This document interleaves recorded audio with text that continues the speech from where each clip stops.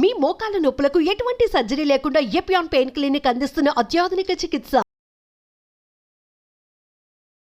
So ఒకప్పుడు Swathi book కేవలం ఆయన కోసమే కొనేవాళ్ళం అందరం కూడా. ఇంత స్టామినా, ఇంత శక్తి అసలు ఎక్కడి నుంచి వస్తుంది మీకు 84 సంవత్సరాలలో? అందరికి న్యాయం చేశారు, సమన్యాయం. ఇప్పుడులోనే ఇలా ఉన్నారు అంటే అప్పుడు ఎలా ఉండేవాళ్ళు ఒకసారి ఆలోచించుకోవచ్చు. మిమ్మల్ని బాగా ఫాలో అయిన అమ్మాయిలు కానీ, ప్రపోజల్ చేసిన అమ్మాయిలు కానీ, ఎంజాయ్ చేద్దాం డేట్కి వస్తారా అని అడిగిన వాళ్ళు ఉన్నారా? వెళ్ళారా ఎప్పుడన్నా అట్లా? అవన్నీ పర్సనల్, కొన్ని ట్రూ పర్సన్ ఉంటాయి, అడగకూడదు. మీరు ఇప్పుడే కదా ఇంతకు ముందు అన్నారు, వాళ్ళు చాలా ఓపెన్ గా మాట్లాడుతున్నారు, అందుకే నేను ఓపెన్ గా అడిగా. ట్రూ పర్సనల్ అంతే. సమరం గారు కూడా ఒకనొక టైంలో ప్రజారాజ్యం పార్టీలో చేరారు. బయటకు వచ్చి ఎందుకు బయటకు వచ్చేసారు ఇమీడియట్ గా? దాంట్లో కులతో కనబడింది ప్రజారాజ్యం పార్టీలో. వాళ్ళని నుంచేశారు. అనుకుంటున్నారా చిరంజీవి గారి లెగసీని పవన్ కళ్యాణ్ గారు కొనసాగిస్తారు, కాబోయే ఆంధ్రప్రదేశ్ చీఫ్ మినిస్టర్ అవుతారు అనుకుంటున్నారు? అంత తేలిక కాదు. ఒక సెలబ్రిటీ గురించి, ఒక పొలిటీషియన్ గురించి ఎంత బాగా మాట్లాడుకుంటామో అంతకన్నా ఎక్కువగా మీ గురించి కూడా ఇప్పుడు కూడా మాట్లాడుకుంటారు అనమాట. మా ఫ్రెండ్స్ నువ్వు స్టూపిడ్ వెయ్యి అన్నారు. సమరం ఎక్కడుంటాడో సందడి ఉంటుందని. స్వాతి బుక్ కొంటూ ఆలస్యం, ఫస్ట్ మధ్యలో పేజ్ తీయటమే, మిడిల్ పేజ్ తీసి సమరంగా అది చదివి ప్రశాంతంగా. బూత్ పేపర్ అన్నారు, ఎర్రని ఎర్రస్ట్ చేయాలి. భర్త దగ్గర కూడా పెట్టలేని డాక్టర్ సమరం గారి దగ్గర పెడతారు.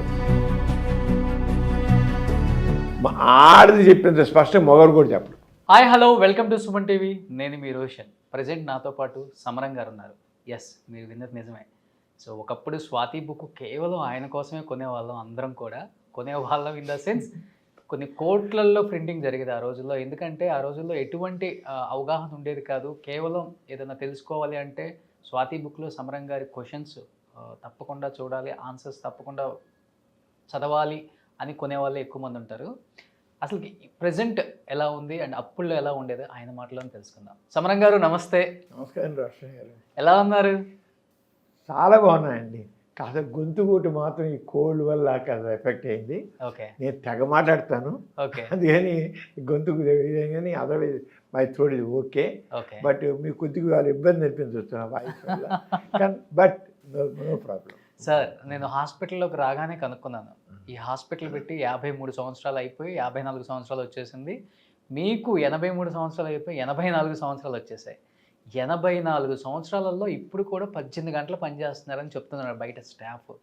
ఇంత స్టామినా, ఇంత శక్తి అసలు ఎక్కడి నుంచి వస్తుంది మీకు 84 సంవత్సరాలలో? ఫస్ట్ నాకు అది చెప్పండి, ఆ సీక్రెట్. కానీ నాకు తెలియదు, నాకు మాత్రం నేను 6 సూత్రాలు పాటిస్తానండి. చిన్నప్పుడు మాత్రం బాగా ఈత ఇదేవాడిని. నాకు 14-15 సంవత్సరాల నుంచి కృష్ణానదిలో బాగా ఇదేవాడిని. తర్వాత ఎక్సర్సైజ్ బాగా చేసేవాడిని. ఆ రోజు ఈ రోజు కూడా నేను ఇప్పటికీ రోజు వాకింగ్ మినిమం ½ అన్ అవర్ చేస్తాను. ఆ వాకింగ్ చేయకుండా నేను చేస్తాను, రోజు స్టార్ట్ అవుతుంది అని వాకింగ్ చేస్తాను. Good habits. నేను మరి ఇంకా స్మోకింగ్, డ్రింకింగ్ అది కొద్ది కూడా లేవు, ఎటువంటి లేవు. ఆహారం మాత్రం మితంగానే భుజిస్తాను, చాలా మితంగా, ఎక్కువగా ఉండదు. మనం నిజంగా మనకు కావాల్సిన ఏంటంటే 4 రెట్లు ఎక్కువ తింటామండి. అందువల్ల మనకి ఏంటంటే ఒబేసిటీ ప్రాబ్లమ్స్ వచ్చి దాంతో రావాల్సిన చేత డయాబెటీస్, హైపర్ టెన్షన్, కొలెస్ట్రాల్ ఇలాంటి ప్రాబ్లమ్స్ వస్తాయి. అవన్నీ నాకు ఇప్పుడు కొద్దిగా వచ్చాయి. నాకు కొద్దిగా డయాబెటీస్ వచ్చింది, బ్లడ్ ప్రెషర్ వచ్చింది, ఏజ్ రిలేటెడ్ మామూలుగా అవన్నీ కొద్దిగా ఉన్నాయి. అయినా అవేమీ అదేం బాధించట్లేదు. అది కానీ మరి నిద్రపోవాలి. అందరికీ చెప్తాను 8 hours నిద్రపోవాలని. నాకు మాత్రం నిద్రపోవడానికి టైం ఉండదు. నేను 4 hours or 5 hours నిద్రపోతాను. అంతకంటే నిద్రపోవడానికి I can't afford to sleep because my day start morning 5 o'clock start అయిపోతుంది. 5కి లేచిపోతా, వాకింగ్ చేస్తాను. వెంటనే surgeries, I do surgeries also. హాస్పిటల్లో సర్జరీస్ రెగ్యులర్ చేస్తాను. 9 to 10 సర్జరీ చేస్తాను. తర్వాత ఓపీ ఏమో 4 గంటల దాకా మా ఈవినింగ్ 4 అవుతుంది. రాత్రి మళ్ళీ రాత్రి 10 అవుతుంది. రాత్రి 10 తర్వాత ఇంకా నేను రాయడం అవన్నీ చేస్తుంటాను. వీటి మధ్య తక్కిన పనులు చేస్తుంటాను. ఒకేసారి రకరకాల పనులు చేస్తాను. ఒక్కటి ఏంటి మీ సీక్రెట్ అని అంటే మాత్రం I derive pressure in each and every work. ఎక్కడ కూడా నేను కష్టపడిపోతున్నాను, నేను అలసిపోతున్నాను, నాకు చాలా చిరాగ్గా ఉంది అనుకోను. నేను చేసే పనిలో ప్రతి పనిలోనూ సంతోషం పొందుతా. అదే నాకు ఆనందం ఇస్తుంది. ఎవ్వరు ఏది అడిగినా సరే, ఏమంటే మీటింగ్ ఉందని మీరు రావాలని మాట్లాడంటే ఓకే అంట, వెంటనే ఓకే అంట, మేక్ ఇట్ కన్వీనియంట్, గో అని వెళ్తాను, మాట్లాడతాను. ఇష్టం నాకు. I want to educate the people. నా ఎంతవరకు ఈ సమాజాన్ని మనం చేతులతో చేస్తాము అనేది నాకు కావాలి. నాకు అది ఎక్కడ ఎవ్వరి వీళ్ళు వాళ్ళని లేదు. ఎలాంటి వాళ్ళని ఏ చిన్న ఆర్గనైజేషన్ పెద్ద ఆర్గనైజేషన్ అసలు ఈ ఎలాంటిది ఆలోచిస్తాం. రండి మాట్లాడండి అంటే వెళ్తాను. చివరి ఎవరో పిలుస్తారు, వెళ్తే మీరు మా దగ్గర మాట్లాడాలండి అంటే వెళితే ఒక టైలర్ అవుతాడు. ఒక చిన్న అరుగు ఉంటుంది, అరుగు మీద నేను వెళ్తే ఒక 10 మంది కూర్చోబెడతాడు, మాట్లాడతాడు దగ్గర. అలా ఇంకొక ఎవరో పిలుస్తారు. ఆ చివరకు నేను గేదెల పాకల్లో కూడా నేను చెప్పాను. అలా ఒక టీ స్టాల్ ఉంటాడు, వెళ్ళిపోతా. నేను సాధించను, అరే ఇచ్చి ఇంత చిన్నదానికి వెళ్ళానేంటి అని నేను అనిపించు. ఆ డైరెక్ట్ ప్రెషర్ నేను చేసే పనుల్లో వారు నాకేంటే ఎదుటి వారికి ఆనందం ఇవ్వడంలో నేను ఆనందం పొందుతాను. అది నా బదిలించి నా సైక్. అది ఒక టైం వచ్చేసరికి ఎంత ఏ ఫీల్డ్లో ఉన్న వాళ్ళైనా సరే కొంత మానుకుంటారు అనమాట. ఏజ్ పెరుగుతుంది, ఎందుకు ప్రెజర్ తీసుకోవటం, స్ట్రెస్ అవసరమా. డాక్టర్స్ చాలామంది ఒక 60 దాటితేనే ఎక్కువగా డ్యూటీ డాక్టర్స్ ఉంటారు, వాళ్ళు ఇంపార్టెంట్ కేసులు మాత్రమే చూస్తారు. బట్ మీరు నిజంగా ఇప్పటికి కూడా లైమ్ లైట్లో ఉన్నారు కాబట్టి ఒక సెలబ్రిటీ గురించి, ఒక పొలిటీషియన్ గురించి ఎంత బాగా మాట్లాడుకుంటామో అంతకన్నా ఎక్కువగా మీ గురించి కూడా ఇప్పటికి కూడా మాట్లాడుకుంటారు అనమాట. ఎస్పెషల్లీ దానికి సంబంధించిన నేను చెప్పాలంటే నాకు ఛాలెంజ్ ఎక్కడ వచ్చిందంటే కరోనా టైంలో హాస్పిటల్స్ అన్నీ క్లోజ్ చేశారు. నేను మా హాస్పిటల్ క్లోజ్ చేయలేదు. కరోనా టైంలో కేసుకి డాక్టర్లు 4 లక్షలు, 5 లక్షలు, 10 లక్షలు కూడా పుచ్చుకున్నారు. నేను ₹1 కూడా పుచ్చుకోకుండా నేను కరోనా కేసులు ట్రీట్ చేశాను. అంటే హోమ్ మేనేజ్మెంట్ అంటే మనం ఉండి చేసే ఇంటర్వ్యూ చేసే కేసులు అన్నీ కూడా వెళ్ళాను. అవసరం హాస్పిటల్స్ చాలా ఏమి చేశాను. రోజుకి కనీసం 70-80 కేసులు పాజిటివ్ కోవిడ్ కేసెస్ అవి attended. I freely done the care. అలా మొత్తం అన్నమాట. మా ఫ్రెండ్స్ నువ్వు స్టూపిడ్ వెయ్యి అన్నారు. వెల్ విషెస్ ఏమో నువ్వు వద్దు, నీ వయసు ఆలోచించుకో వద్దన్నారు. నన్ను ఆపేమని నేను ఆపల. నేను అలాగే వలస కార్మికులకు వెళ్ళాను, వాళ్ళే చూసి అందరూ వాళ్ళని మొదలుచాను. నేను రెడ్ క్రాస్కి డిస్ట్రిక్ట్ చెప్పాను ఉన్నా. మేమేం చేసాం, మెడిసిన్ కిట్ తయారు చేసాం.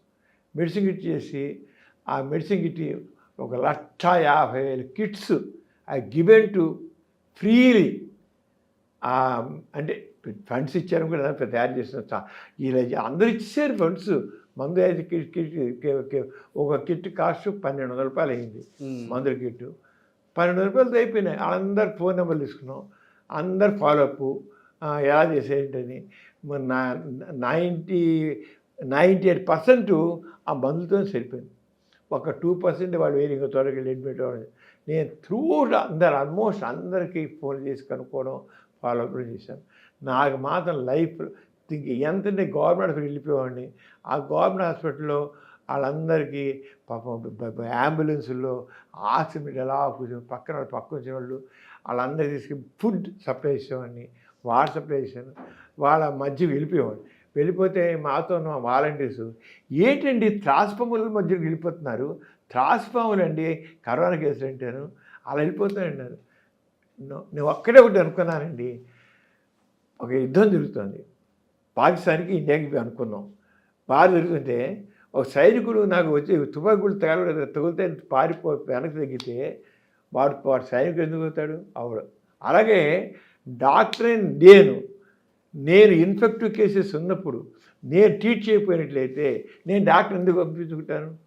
నేను చివరికి నిర్ణయించుకున్నాను, నేను ఒకవేళ చనిపోయినా సరే హ్యాపీగా పోతా. కరోనా ఒక ట్రీట్మెంట్ చేస్తూ నా కరోనా వాళ్ళకి ట్రీట్ చేస్తూ ఒక డాక్టర్గా నా ప్రాణాలు పెంచే సంతోషంగా పోదాం. ఎందుకంటే మా డాక్టర్లు చాలామంది చనిపోయారు, నిజంగా వండర్ఫుల్గా. నర్సులు కానివ్వండి, డాక్టర్స్ కానివ్వండి, మా ఐఎంఏలో అయితే దాదాపు ఒక 1400 మంది పైగా డాక్టర్స్ పోయారు. మా విజయవాడలోనే పోయారు చాలామంది పోయారు డాక్టర్స్. వాళ్ళ ట్రీట్మెంట్ చేస్తున్నా చేయగానే కరోనాతో పోయారు.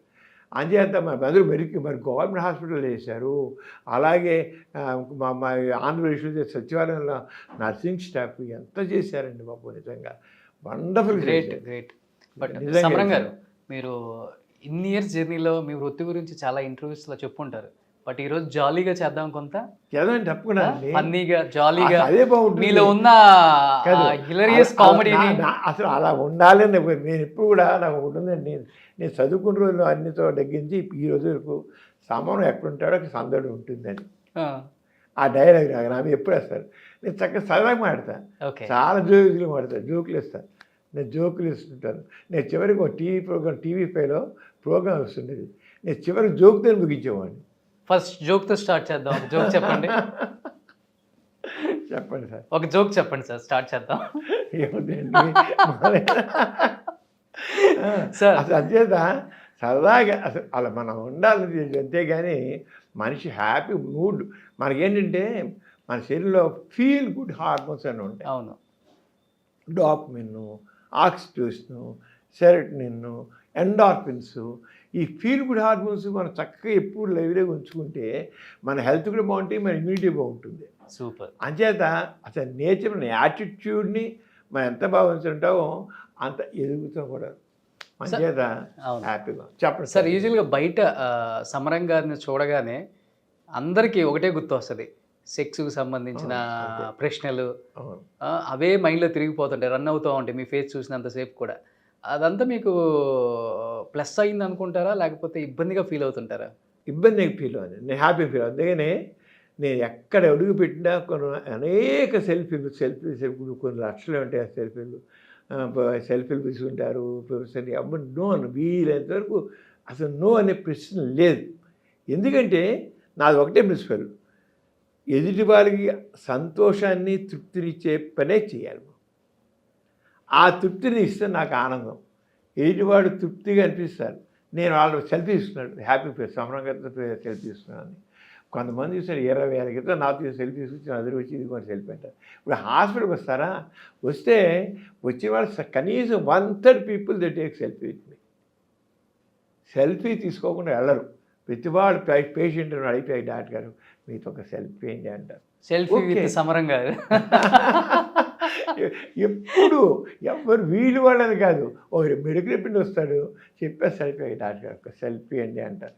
వాడు బాధ అంతా మర్చిపోతాడేమో. కానీ ఏంటంటే ఏం లేదు, సమరాన్ని వాళ్ళ మనిషిగా వాడు. నాకు ఒక సంతోషం ఏంటంటే చాలామంది నావాడు అని, ఇదే మావాడు నావాడు అన్నట్లుగా వాళ్ళు ఐడెంటిఫై చేసుకున్నారు సార్. అమ్మాయిలు అబ్బాయిలు ఇద్దరు కూడాను, లేడీస్ కూడా అంతే. అంత హ్యాపీగా ఓ భార్య భర్త తెచ్చారనుకోండి, మరి గమ్మత్తుగా ఉంటుంది.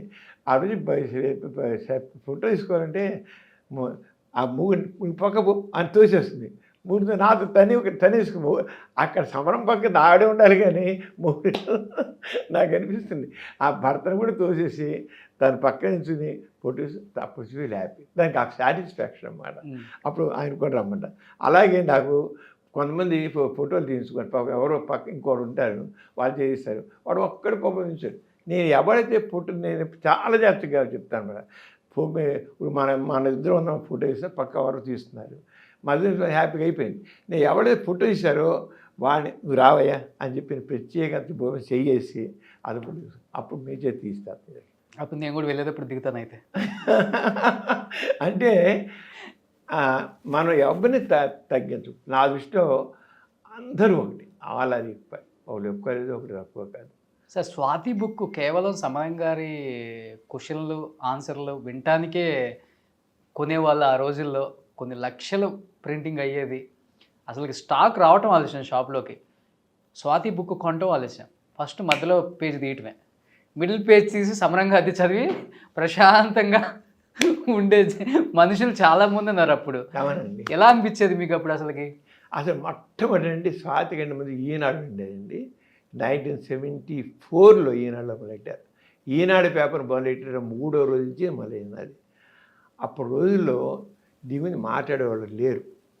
అప్పుడు చాలా మాట్లాడడం కూడా మరి ఎందుకు జంకో ఏమో నాకు తెలియదు.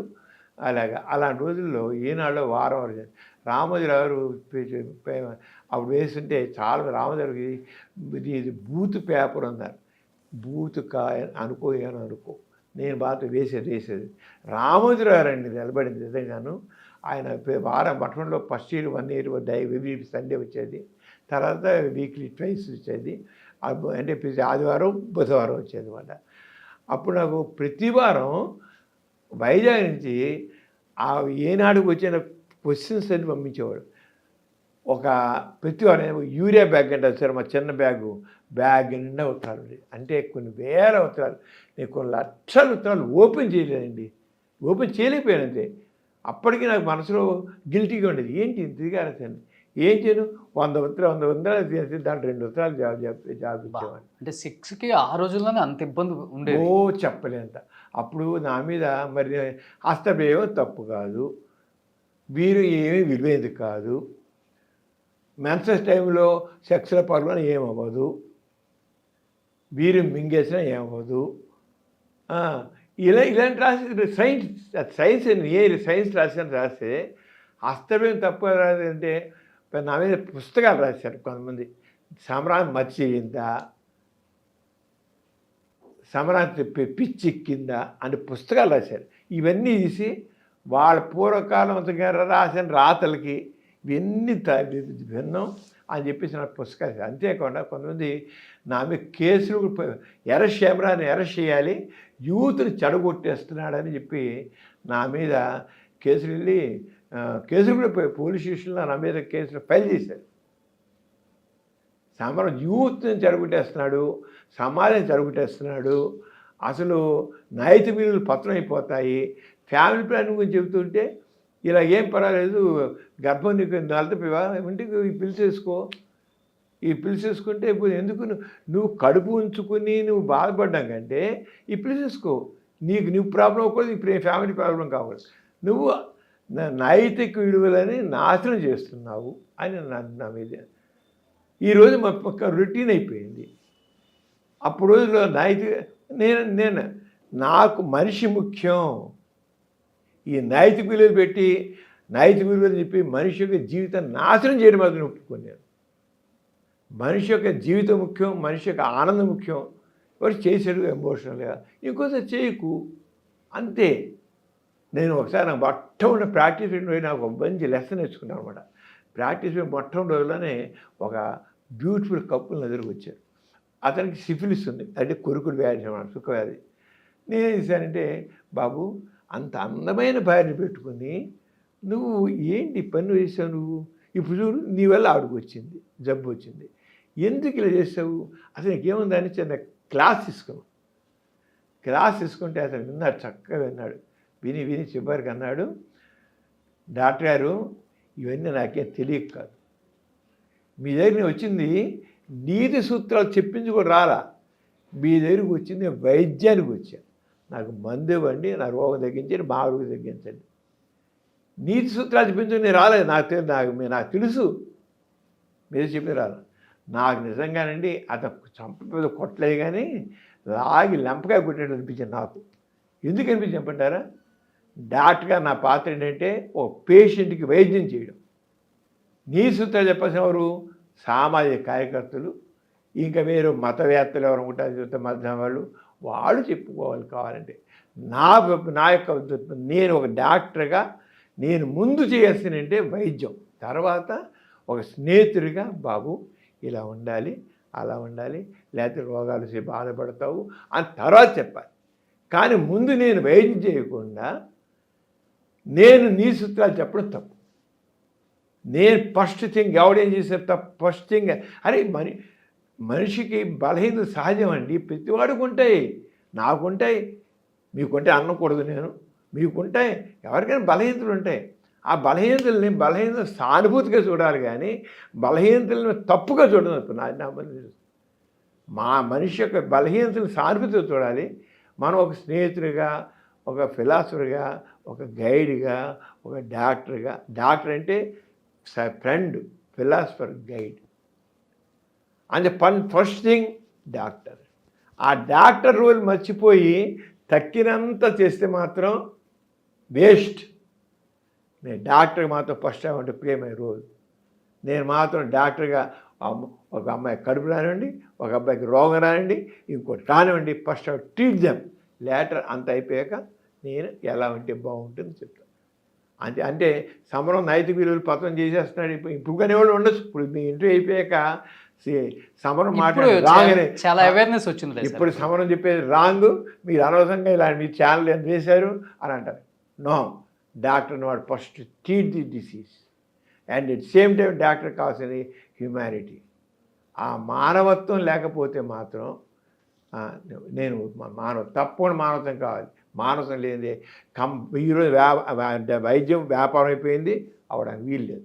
వ్యాపారం చేయాలంటే అనేక వ్యాపారాలు ఉన్నాయి, దానికి వెళ్ళచ్చు. దీనికి రావద్దు. డబ్బులు సంపాదించాలనుకుంటే మాత్రం దీనికి రావద్దు. మంచిగా సంపాదించండి, మోసంగా సంపాదించండి. డబ్బులు ఎన్నో వ్యాపారాలు ఉన్నాయి, లాభాలు వచ్చే వ్యాపారాలు ఎన్నో ఉన్నాయి. వైద్యం మాత్రం సేవ కోసం, సర్వీస్ కోసం, మానవ సేవ చేయడం కోసం ఉంది, కానీ ఇంకోటి కాదు. ఇంకొకటి సార్, ఇప్పుడు సెక్స్కి సంబంధించి ఓపెన్ డిబేట్లు పెడుతున్నారు, అవగాహన ఎక్కువ తీసుకొస్తున్నారు చాలా చోట్ల. బట్ ఇంకా మన దగ్గర మటుకు సెక్స్ అనేది ఇంకా బూతుగానే చూస్తున్నారు. అవును, అదే పెద్ద సమస్య. దానికి కానండి మన కల్చర్ దోషాల్లో మారదు కదండి. కానీ ఒకటి మా చెప్తున్నానండి, పూర్వకాలం నేను సాతిలో మ్యాటర్ రాస్తుంటే రాష్ట్రంలో రోజుకి 600 నుంచి 1000 ఉత్తరాలు వచ్చేవి మీకు. రోజుకి 600 నుంచి 1000 ఉత్తరాలు, ఇంత కట్ట వచ్చారు రోజు కార్డులు. ఇప్పుడు అసలు ఉత్తరాలు రావట్లే. తర్వాత మెయిల్స్ వచ్చిన తర్వాత మెయిల్స్ అనేవి రోజుకి 150, 200, 300 మెయిల్స్ వచ్చాయి. ఇవి అవుగలరు.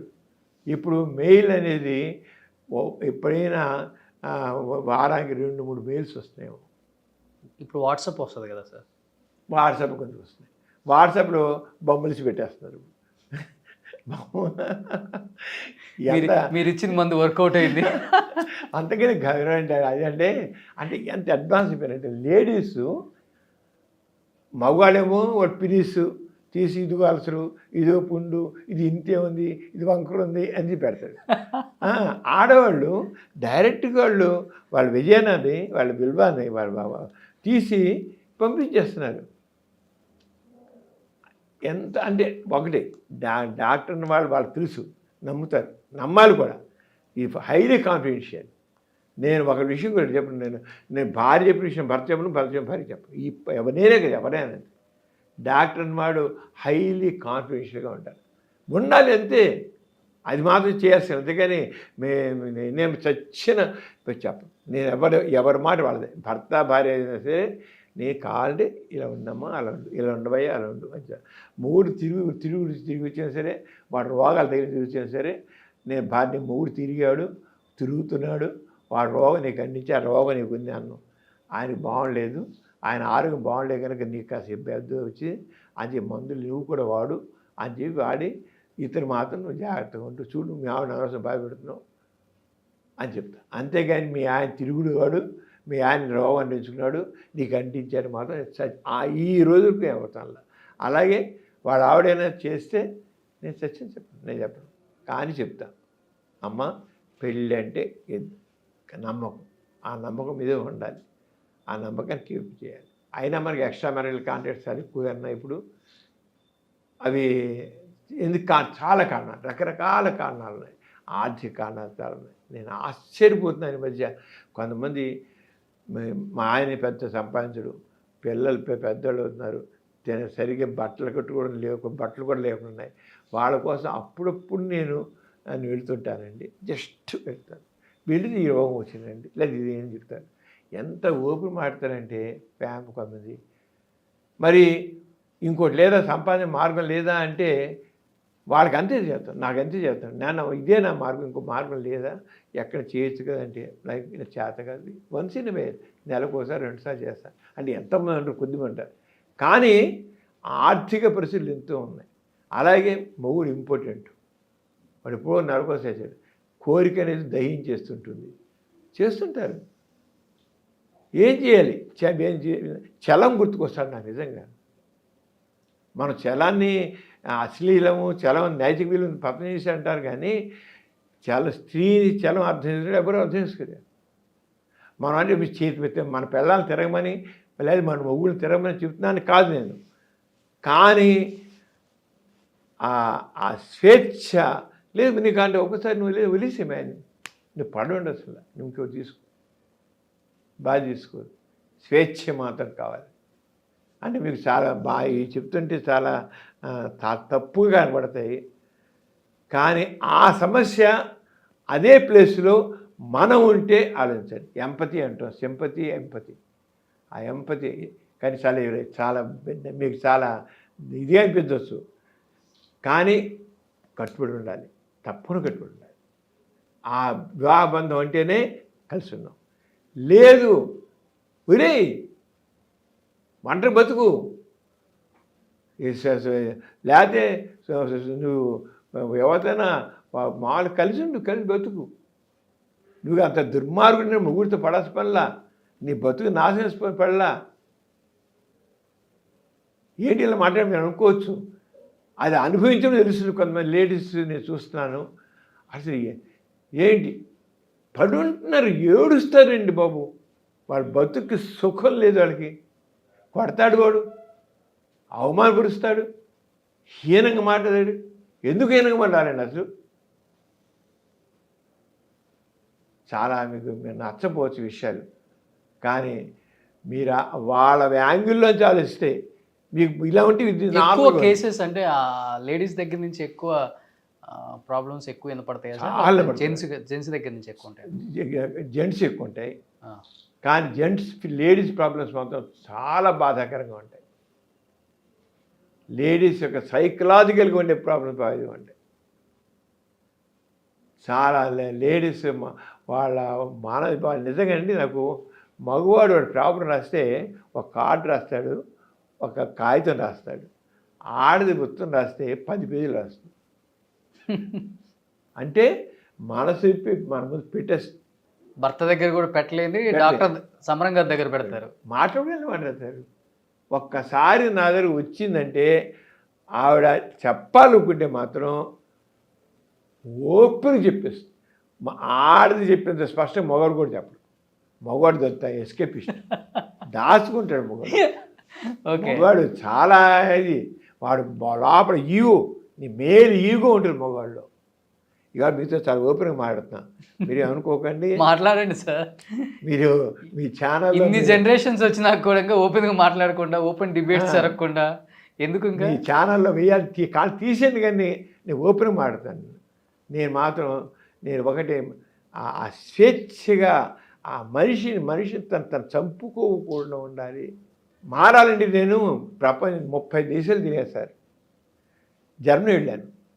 జర్మనీ వెళితే అక్కడ పెళ్లి చేసిన వాళ్ళు కేవలం 35%. మిగతా అంతా లివింగ్ టుగెదరా సార్? Living together. ఓకే. కొంతకాలం బాగుండకపోతే ఉన్నంతకాలం ఒక్కడ మాత్రం నేను సంతోషించి ఏంటంటే, ఉన్నంతకాలం నమ్మకంతో ఆడుతూనే ఉంటారు. ఎవరితో కలవరాడు, ఇంకెక్కడ పోరాడు. వాళ్ళకి నచ్చలేదు, నీకు నచ్చలేదు, విడిపోతాం అంటారు. ఇంకోటి విడిపోతారు. కానీ ఉన్నంతకాలం ఆ ఫెయిత్ఫుల్గా ఉన్నది, అది చాలా నచ్చింది నాకు. జర్మనీగా ఇంకా చాలా దేశాలు ఉన్నారు. వాళ్ళు లివింగ్ టుగెదర్లో ఎప్పుడు కూడా ఎవరితో ఉన్నారో ఆ పార్ట్నర్ మోసం చేయరు. ఆడవాళ్ళైనా మగవాళ్ళైనా మోసం చేయరు. లేదు నీకు నాకు సరిపట్టలేదు, వీళ్ళు సపరేట్, మర్యాదకు సపరేట్ అయిపోతారు. చాలా అది కావాలి. ఉండడం ఎందుకు, పైకి మోసతో ఇంకో దగ్గర చేయడం ఎందుకున్నారు అలాగా? ఆ జర్మనీ 30% పెళ్లి చేస్తుంటే మళ్ళీ ఆ 30%లో మళ్ళీ లైఫ్ లాంగ్ మిగిలి ఉండేది 30%. 70% సపరేట్ అయిపోతారు. పెళ్లి చేసుకునేదే 30%, మళ్ళీ 70% మళ్ళీ వెళ్ళేస్తారు. సమరం గారు ఇంత ఓపెన్గా మాట్లాడతారు కదా, అదే ఓపెన్ అసలు మీరు తెరిచిన పుస్తకం అన్నమాట మీ జీవితం. ఇప్పుడులోనే ఇలా ఉన్నారు అంటే అప్పుడు ఎలా ఉండేవాళ్ళు ఒకసారి ఆలోచించుకోవచ్చు. బాగా మిమ్మల్ని బాగా ఫాలో అయిన అమ్మాయిలు కానీ, ఉన్నారు. ప్రపోజల్ చేసిన అమ్మాయిలు కానీ, ఉన్నారు. ఎంజాయ్ చేద్దాం, ఉన్నారు. డేట్‌కి వస్తారా అని అడిగిన వాళ్ళు ఉన్నారా? ఉన్నారు. ఉన్నారు. వేల కొద్దా? వేల కొద్ది అనగా చాలా ఉన్నారు. Okay sir. వెళ్ళారా ఎప్పుడన్నా అట్లా? వెళ్ళారా? అవన్నీ పర్సనల్. కొన్ని ట్రూ పర్సన్ ఉంటాయి, అవి అడగకూడదు. మీరు ఇప్పుడే కదా ఇంతకు ముందు అన్నారు ఇవాళ చాలా ఓపెన్ గా ఓపెన్ మాట్లాడుతున్నారు. మాట్లాడతాను. అందుకే నేను ఓపెన్ గా అడిగా. ట్రూ పర్సనల్ అంతే, కొన్ని పర్సనల్ ట్రూ పర్సనల్. బట్ ఒకటి ఏదైనా బెస్ట్ మెమరబుల్ మూమెంట్ అలా డేట్కి వెళ్ళింది గుర్తుందా? నేను మాత్రం చాలా తక్కువ, అందరితో క్లోజ్గా ఉన్నా అండి. చాలా క్లోజ్ మాత్రం. ఎందుకంటే నేను చదువుకున్న రోజుల నుంచి అందరూ సమ్ ఐ డోంట్ నో. నేను పెద్ద అందగానే కాదు, మామూలు ఆర్డినరీ పర్సన్ కానీ నా గర్ల్ ఫ్రెండ్స్ చాలా మంది ఉన్నారు. పిచ్చి girlfriends like me very much. Okay. They believe me, they love me, they adore me. నేను ఎప్పుడు ఎవరిని అందరికి న్యాయం చేశారు, సమన్యాయం.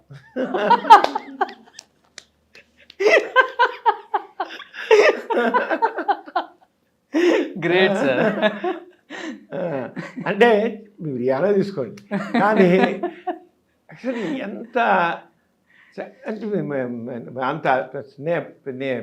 అంత అభిమానించారు, నన్ను అభిమానించారు, చాలా బాగా అభిమానించారు. నన్ను అభిమానించి సినిమా తారలు ఉన్నారు, ఎంతమంది ఈవెన్ టుడే నాకు ఆశ్చర్యం. ఈ ఏజ్లో కూడా నన్ను నావే మనసు పడి ఒక్క బుద్ధి పెట్టుకుంటామండి అంటారు. మేడం చూడండి మేడం ఇంటర్వ్యూ తప్పకుండా. మా మేడం తెలుసు, ఎందుకు మా మేడం పక్కన ఆడవాళ్ళలాగా ఎక్కడ వెళితే ఇద్దరం కలిసి వెళ్తే మా మేడం ఏమో ఆ పక్కన మీరు నాకు చూసేస్తారు, పక్కన ఉండి అంటారు. పక్కన చూసి ఇంటికి వెళ్ళేటప్పుడు మీ ఆయన, ఇప్పుడు మా ఆయన. ఆయనకి అది కానీ మావిడికి అలవాడిపోయింది. ఓకే. మాకు పూర్తిగా అలవాడిపోయింది, ఇబ్బంది అయిపోయింది మావిడ. సో మీరు బేసికల్గా హేతువాది కదా మీ నాన్నగారు లాగా? నాస్తికుడండి నేను. నాస్తికుడు, హేతువాది అంతే. హేతువాది అన్నా నాస్తికుడు ఒకటే. నాస్తికుడు I don't believe like god, I believe in human being అంతే. I don't believe any extraordinary powers ఉన్నాయి. అది దేవుడు సృష్టించిందే ఇదంతా, ఈ ప్రపంచం దేవుడే సృష్టించలేదు. దేవుడు ఈ సృష్టి దానికి బిగ్ బాంగ్ థియరీ అంటాం. ఇంకా తెలుసుకుందాం, దేవుడి వద్ద లేడు. దేవుడు ఎక్కడ ఫోటో కూడా లేదనుకుంటా. ఎక్కడ ఇంట్లో కూడా ఉండదా? ఎక్కడ ఉండదు. ఎలా ఉందండి అది అబద్ధం. దేవుడు ఊహ ఒక అబద్ధం. అసలు దేవుడి వల్లే ఈరోజు ఈ సమాజం తగిలిస్తుంది. ఈ దేవుడి వల్లే ఈయన అసమానతలు ఉన్నాయి. దేవుడి వల్లే మనిషి ఇది అవుతున్నారు. ఇంత ఇదిగా మనిషి తేడా ఉంది. దేవుడు దైవభావం వల్లే అసలు మనకు పురోగతి తగ్గిపోయింది. ఎప్పుడైతే మనిషి ఆ దైవభావం వదిలి బయటపడ్డాడో, వాడు ఆ స్లేవ్ మైండ్ పోయిందో, స్లేవ్ మైండ్ ఆ స్లేవ్ మైండ్ పోగానే వాడు లిబరేట్ అయ్యాడు. బానిసత్వం నుంచి, బానిస భావాల నుంచి క్రియేటివిటీ వచ్చింది, మంచి నాగరికత వచ్చింది. ఎంత మేరకు వాడు దేవుడిని నమ్ముతూ కూర్చున్నాడో, స్లేవ్ మైండ్తో ఉన్నాడో సమాజం నాగరికత రాలేదు. ఎప్పుడైతే నాస్తికి చైతన్యం వచ్చిందో, క్రియేటివిటీ వచ్చింది, దాంట్లో నాగరికత వచ్చింది, సమాజం ముందుకు వెళ్ళింది. మరి ఈ సైంటిస్ట్ అందరూ ఏంటి, వాడు ఊరికే ఉంటే ఉన్నారో అనుకున్నారు, కానీ they never give any importance to God. అయితే కొంతమంది స్లేవ్ మైండ్ ఇంకా మిగిలిన బట్టి ఎంతైనా దేవుని యొక్క సహాయం ఉండాలి కదా అనుకోవడం తప్ప, కానీ ది బిలీవ్ ఇన్ దిస్ వాళ్ళ క్రియేటివిటీని, వాళ్ళ సెల్ఫ్ ఎఫర్ట్ని నమ్మారు. వాళ్ళు ఎవరైతే వాళ్ళ సెల్ఫ్ ఎఫర్ట్ నమ్మారో వాళ్ళే ముందుకెళ్ళారు. ఎవరైతే నిజంగా దేవుని అంత ఆ దేవుని దయలేకపోతే ఏం చేయడం ఏం జరగదు. అండ్ నాన్నగారు కూడా గోపరాజు గోరా గారు భారతదేశంలోనే గర్వంగా చెప్పుకునే ఒక పేరు ఆయన. అవును. ఎలా అనిపిస్తుంది ఆయన కొడుకై పుట్టినందుకు? ఎందుకంటే ఆయన గాంధీ గారితో కూడా కలిసి పనిచేశారు, ఎన్నో అనుభవాలు షేర్ చేసుకుంటారు మీతో పాటు. గాంధీ గారితో నేను కూడా గాంధీ గారిని చూసాను. మా పెద్ద వివాహం గాంధీ గారి ఆశ్రమంలోనే జరిగింది. అసలు గాంధీ గారు చేయాల్సింది మాకు no caste no religion. Gandhi గారు అంతా అంటరాంతరం గురించి మాట్లాడేవారు కదా, అప్పుడు మా నాన్నగారు ఏమన్నారంటే నేను నా కూతుర్ని ది సో కాల్డ్ అన్టచబుల్కి ఇస్తాను. అది కూడా ఏదో ఐఏఎస్. మా నాన్నగారు professor botany, head of department. ఆయన రిజైన్ చేసి బయటకు వచ్చేసారు. వచ్చేసిన తర్వాత నేను ఎవరో ఐఏఎస్ వారికి ఐపీఎస్ వారికి కాలికోరు ఒక అతి మామూలు ఒక ఎవరో మాలవాడే మాదివాడ అలా ఉన్న చోట నుంచి నేను అలాంటి వ్యక్తిని తీసుకొచ్చి నేను మా అమ్మాయికి ఇస్తాను, మా అమ్మాయి ఇష్టపడింది ఇస్తాను అన్నాను. మా అక్క ఇష్టపడింది. మా నాన్నగారు గాంధీ గారు అయితే నువ్వు చాలా తొందరపడుతున్నావు, నేను పరిచయాలి 2 సంవత్సరాలు అది ఉంచుకున్నారు మా బావగారిని. ఆయన 105 సంవత్సరాలు మా అన్నయ్య పోయారు. మన డిసెంబర్ 20వ తారీఖు పోయారు ఆయన. 105 సంవత్సరాలు. మా అక్క ఇప్పుడు ఉంది, పెద్ద అక్కయ్య, 95 సంవత్సరాలు తనకి. ఎంతమంది మొత్తం మీరు? 90. పెద్ద సంతానం నాన్నది. మరి నాన్నగారేమో అంతమందిని భూమి మీద అది తీసుకొచ్చారు. అప్పుడు రోజులండి. అప్పుడు కుటుంబం మీరు ఎందుకని ఫ్యామిలీ ప్లానింగ్ చాలు చేయించాలని చెప్పేసి మీ సొంత డబ్బులతో చాలా శిక్షణలు పెట్టారు, ఫ్యామిలీ ప్లానింగ్ కూడా చేయించారు. అప్పటి రోజుల్లో ఆపరేషన్ లేవు, అవకాశాలు లేవు. వచ్చినప్పుడు చేయాలి. నా నాన్నగారు ఆపరేషన్, ఫస్ట్ ఆపరేషన్ నాన్నగారే చేయించుకుంది అప్పటి రోజుల్లో. అసలు ఎవరు చేయని రోజుల్లో చేస్తా అవకాశం వెళ్ళి ప్రత్యేకంగా వెళ్ళి నా చెయ్యి చేయించుకున్నా. మా నాన్నగారు దాంట్లో ఆగేది. అప్పుడు లేవు సర్జరీ. అప్పుడు సర్జరీ అని ఆ రోజు మెడిసిన్ అడ్వాన్స్ లేదు కదా. ఇప్పుడు దృష్టి ఆలోచించకండి. అప్పుడు రోజులు వేరు. అసలు ఆ రోజులు వేరు. ఎంత అడ్వాన్స్ అయిపోయింది ఇదంతా. ఎంత మేరకు దేవుని పక్కన పరిచామో అంత మేరకు వెళ్ళింది, సమాజం బుద్ధికి వెళ్ళింది. ఇలా ఫ్యామిలీ ప్లానింగ్ చేసేటప్పుడు కూడా మీ మీద కొంత మేము మరేయడానికి అంత నార్మల్ అయిపోయింది. మేము వచ్చారు ఫ్యామిలీ ప్లానింగ్కి వెళ్ళలేదు. అంటారు కదా అందరూ కూడా ఒక్కరు ముద్దు, ఇద్దరు హద్దు, ముగ్గురు వద్దు అనేది. మీరు దానికి నిజమే కదా. ఏకీభవిస్తారా? చాలు, ఒకసారి ఎందుకు ఎక్కువ పిల్లలు ఎందుకు చాలు. ఒక పిల్లల్ని ఈ రోజులో చక్కగా చదివించాలండి, పైకి తీసుకురావాలండి. ప్రతి వాళ్ళని పూర్వకాలం బతికేస్తున్నారు లేని వాళ్ళు ఇప్పుడు అందరూ చక్కగా తయారవుతున్నారు లేరా? ప్రతి వాళ్ళు చక్కగా తయారవుతున్నారు. ఫాస్ట్ ఇప్పుడంతా అది ఉండాలి సార్, ప్రోగ్రెస్ అవ్వాలి. ఇప్పుడు మనం అంతా ఈ ప్రపంచం అంతా కూడా చాలా ఫాస్ట్ పెడుతుంది, బాగా పైకి పెడుతుంది. దాంట్లో యూత్ రోల్ చాలా ఉంది. యూత్లో ఇన్నోవేటివ్ ఐడియాస్ ఉన్నాయి, క్యాపబిలిటీస్ చాలా ఉన్నాయి. ఇప్పుడు పూర్వకాలం ఇన్ని అవకాశాలు లేవు కనుక వాళ్ళ కెపాసిటీ బయటపడాలి. ఇన్నోవేటివ్ ఐడియాస్ కూడా వాళ్ళకి అవకాశాలు. ఇన్నోవేటివ్ ఆ అట్మాస్ఫియర్ కావాలి వాళ్ళకి. ఇన్నోవేటివ్ అంచేత డాషింగ్ నేచర్, డేరింగ్ నేచర్ వచ్చింది. ఇప్పుడు ప్రతి వాళ్ళు ఎలా చేస్తున్నారు పని. యూత్ పవర్ అనేది చాలా గొప్ప పవర్. యూత్ పవర్ మనం ఉపయోగించుకోవట్లేదు కానీ యూత్ సరిగ్గా ఉపయోగించుకుంటున్నారు కొంతమంది, కానీ బాగా ఇంకా ఉపయోగించుకుని మాత్రం ఈ ప్రపంచం మారిపోతుంది, చక్కగా మారిపోతుంది, మంచిగా మారిపోతుంది. సరే డైరెక్ట్ ఈ పొలిటీషియన్స్ అండి చెరగొట్టేదంతాను. పొలిటీషియన్సే మొత్తం అంతా వాళ్ళ స్వార్థం కోసం కులాలను పెంచుతున్నారు, మత మౌఢ్యాన్ని పెంచుతున్నారు, మతత్వాన్ని పెంచుతున్నారు, కులతత్వాన్ని పెంచుతున్నారు. కులాల మనుషుల మధ్య లేనిపోయినని తెచ్చిపెడుతున్నారు. ఒక పక్క సెక్యులర్ స్టేట్ మంది, మత ప్రమేయం లేని రాజ్యాంగం మంది. అలాంటి చోట మత ప్రమేయం లేని పక్కన పెట్టి చివరికి సెక్యులర్ వర్డే తీయాలంత పరిస్థితుల్లో మనకి వెళ్తుంది. ఒక మతత్వాన్ని, కులతత్వాన్ని, విచ్ఛిన్న ధోరణిని, వీటన్నిటికీ ఈ పొలిటికల్ పార్టీస్ కారణం. ఇప్పుడు యూతే నా దృష్టికి వీళ్ళ ఆటలు సాగవండి. పొలిటికల్ పార్టీస్ కారణం అంటున్నారు. సమరం గారు కూడా ఒకనొక టైంలో ప్రజారాజ్యం పార్టీలో చేరారు. బయటకు వచ్చి ఎందుకు బయటకు వచ్చేసారు? ఇమీడియట్ ఎందుకు బయటకు వచ్చారంటే ఆ చివరికి దాంట్లో కులతత్వం కనబడింది ప్రజారాజ్యం పార్టీలో. ఒక కుల ఆధిపత్యంలాగా ఎవరి దగ్గర కనిపించింది అంటారు? చిరంజీవి గారిలో కనబడాలి. చిరంజీవి గారు very nice person, I like him very much. దాంట్లో అందరు దూరిపోయారు, అందరు రకరకాల మనుషులు దూరిపోయి చిరంజీవి గారు ఏ మంచి ఉద్దేశంతో ప్రజారాజ్యం పార్టీ స్థాపించి ఆయన ఆ ప్రజారాజ్యం పార్టీ పెట్టమని చెప్పిన వాళ్ళు నేను ఒకరిని బాగా ప్రోత్సహించాను. చిరంజీవి గారు very close to him.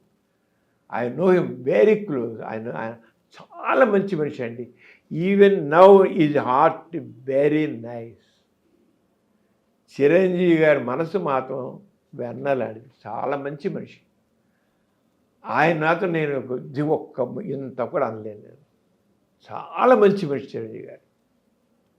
Pawan Kalyan గారు కూడా కొంత భావాలతో వస్తున్నారు. కొద్దిగా మెచ్యూరిటీ రావాలి పవన్ కళ్యాణ్ గారిలో. ఆయనలో కూడా కొంత ఆవేదన ఉంది, ఆవేశం ఉంది. ఆవేదనలో అనేది ఆవేదన ఉంది. ఆయన కొద్దిగా మెచ్యూరిటీ వస్తే పవన్ కళ్యాణ్లో ఇంకా బాగుంటుంది. చిరంజీవి గారిలో మొదటి నుంచి మాత్రం చక్కని ఆయన ఒక బ్యాలెన్స్డ్ మైండ్. కానీ ఏంటంటే పక్కన వాళ్ళందరూ ఆయనకి ఏంటి చాలా మెతక మనిషి. ఆ మెతక మనిషి ఈనాటి రాజకీయ నాయకులు ఉన్నారే, వీళ్ళకి పాపం ఆయన తట్టుకోలేకపోయాడు. వాళ్ళు ఆయన నుంచేశారు. నేను అందుకని చిరంజీవిని హైజాక్ చేశారని చెప్పాను. చిరంజీవి గారి మంచితనాన్ని, చిరంజీవి గారి వ్యక్తిత్వాన్ని వాళ్ళు హైజాక్ చేశారు. లేదా చిరంజీవి గారు ఇంకొద్దిగా ఆయన మంచితనాన్ని ఇంకొద్దిగా ఎంచుకుంటే ఆయన ఉండగలిగి ఉంటే మనం నిలబడి ఇవ్వలేదండి. నిలబడి ఉండగలిగి ఉంటే ఆంధ్రాజకీయ బాగుండే, తప్పకుండా బాగుండే, చాలా బాగుండే. చాలా మంచి మనిషి అండి చిరంజీవి గారు. ఇప్పుడు టచ్లో ఉంటారా సార్? ఈ మధ్య కలలేదు, మధ్య కొంతకాలం కింద కలిసాను. అప్పుడు ఆయనకి దానికి అవకాశం రాలేదు, అవసరం రాలేదు, అవకాశం రాలేదు. అనుకుంటున్నారా చిరంజీవి గారి లెగసీని పవన్ కళ్యాణ్ గారు కొనసాగిస్తారు, కాబోయే ఆంధ్రప్రదేశ్ చీఫ్ మినిస్టర్ అవుతారు అనుకుంటున్నారు? అది అనుకోవట్లేదండి. అంత తేలిక కాదు. ఎందుకంటే జగన్మోహన్ రెడ్డి గారు ఈయన తక్కువ అంచనా వేయకూడదు. ఆయన అంటే ఒక రకంగా చెప్పండి, జగన్మోహన్ రెడ్డి గారు సీఎం అని అన్నకంటే బెస్ట్ సీఈఓ, బెస్ట్ అడ్మినిస్ట్రేటర్. ఆయన ఏం చేశారంటే ఆయన అనుకూలం జరగాలంటే ఈ మంత్రులు ఇప్పుడున్న ఎమ్మెల్యేలు కానీ మినిస్టర్స్ కానీ వీళ్ళందరూ ఈ పూర్వకాలం పొలిటికల్ యాటిట్యూడ్ ఉంటే, వీళ్ళ అధికారాలు చెలాయిస్తూ ఉంటే ఇది అనుకూలం జరగదు. పూర్వకాలం ఎమ్మెల్యే అయిపోయి కలెక్టర్ మీద ఇచ్చేయి అచ్చేయి అని ఆర్డర్ వేసేవాడు. ఆయన ప్రకారంగా వీళ్ళకే చేయి, ఆడకొద్దు వీడకొద్దు అని చెప్పేవాడు.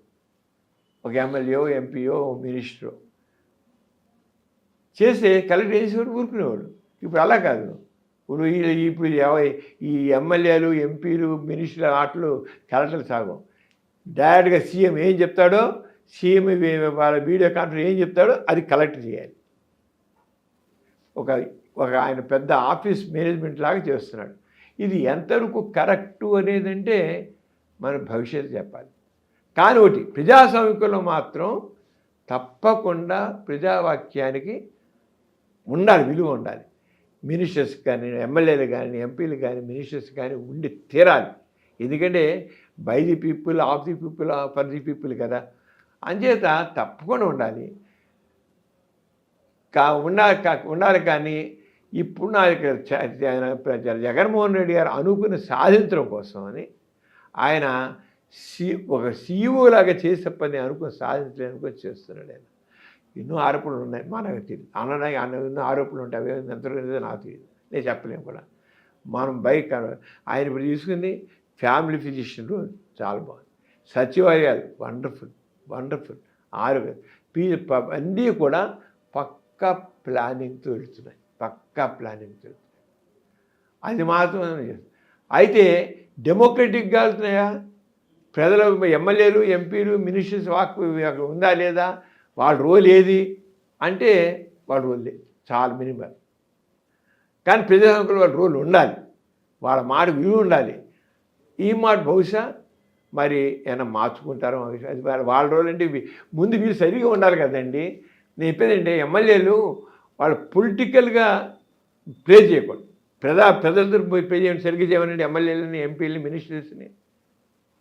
పొలిటికల్ ప్లే చేస్తారు చేయబట్టే జగన్మోహన్ రెడ్డి గారు ఏం చేశారు, నా ఉద్దేశం ఎందుకు సీఈఓగా మారారంటే ఈ ఎమ్మెల్యేలు ఎంపీలు మినిస్టర్లు పొలిటికల్గా ఉండి వాళ్ళ స్వార్థంతో ఉంటే ఆయన అనుకుంది అవ్వదు కనుక వీళ్ళు కొద్దిగా అలా తక్కువగా ఉంచారు.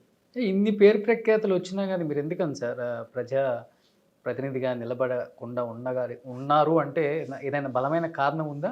నాకు ఇప్పుడు ఎందుకంటే మీరు నిలబడితే చాలు ఓట్లు వేసే వాళ్ళు ఉంటారు కానీ కోకొల్లలుగా ఉంటారు అన్ని నియోజకవర్గాలు. నేను ఎమ్మెల్సీగా కంటెస్ట్ చేశాను సార్.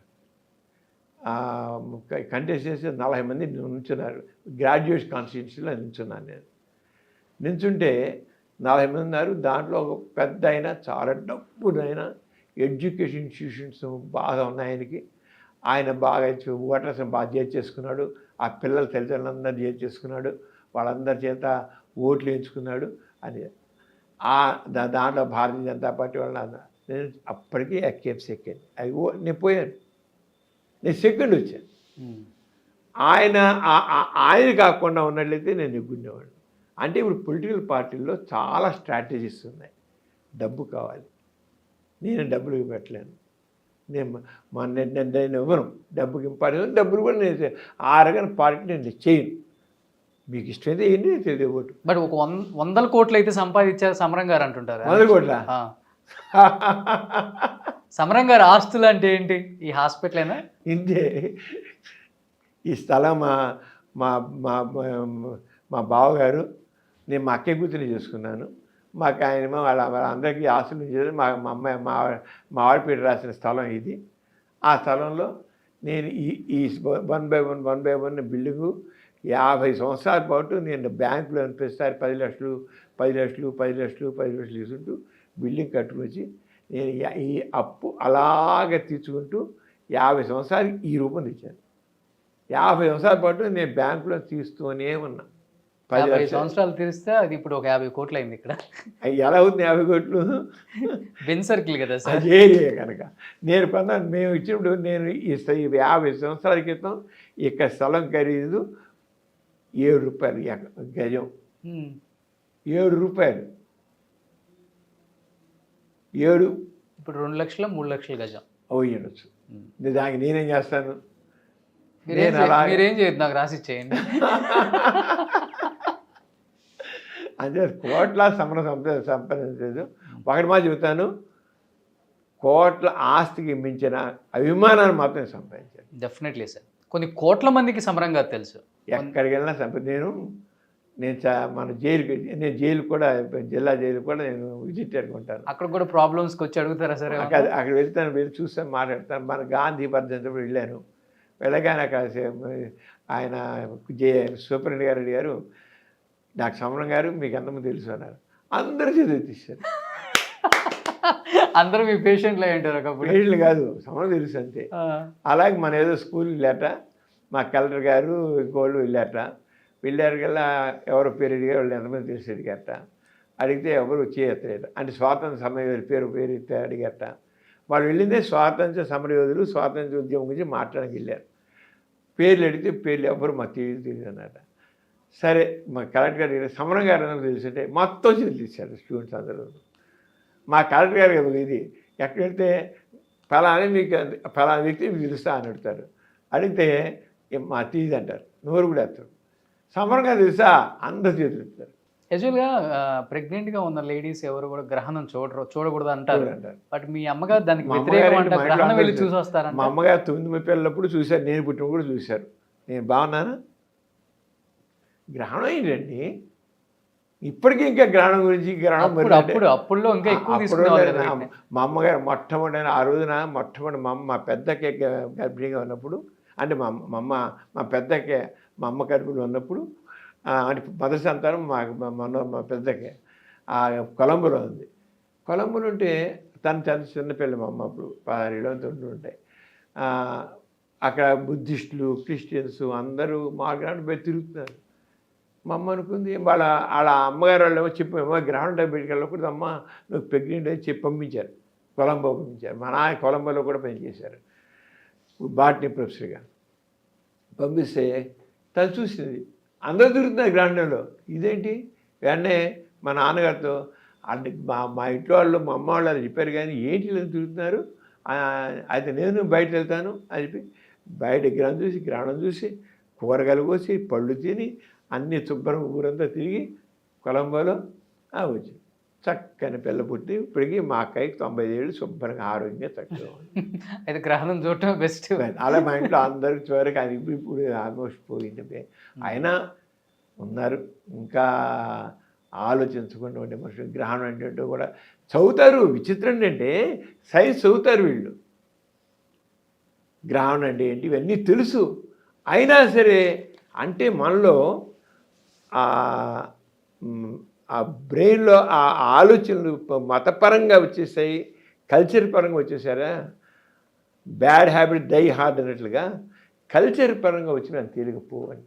సార్ లాస్ట్ అండ్ ఫైనల్గా, సో కొన్ని లక్షల మందికి ట్రీట్ చేశారు, ఎంతోమందికి ఉపాధిని కలిగించారు, చూస్తే కొన్ని వందల అవార్డ్స్ రివార్డ్స్ ఎక్కడి నుంచో అందరి దగ్గర నుంచి తీసుకున్నారు. Presidents, chief ministers, prime ministers, room అంతా నిండిపోయింది.